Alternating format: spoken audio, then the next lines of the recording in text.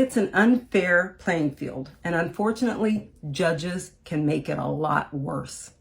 A prime example of this is the subpoena.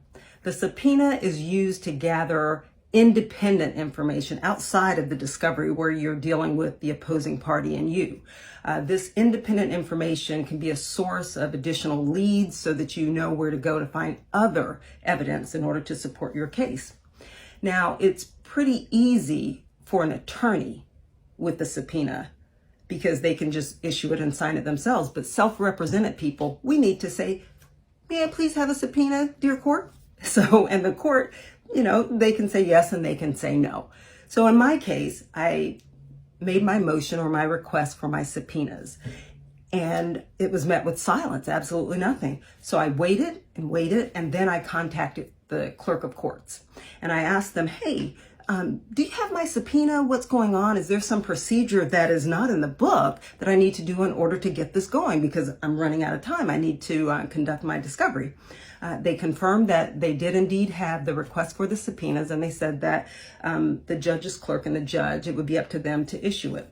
So I waited a little bit more and I contacted the judge's clerk. Of course, I did not do this ex parte. When I contacted the judge's clerk, I did it by email and I copied the opposing party.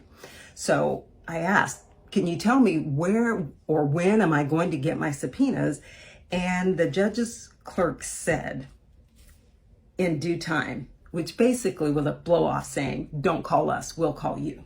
And that's exactly what happened. Over a year and a half later, I finally received a couple of the subpoenas that I requested. Obviously, I lost any chance to track down any leads or get any information during this year and a half, but that's the way our system is. It's incredibly unfair to self-represented people, and to have to go against an unethical opposing party and a judge whose inaction hamstrings you, the system's got to change because that does not serve justice.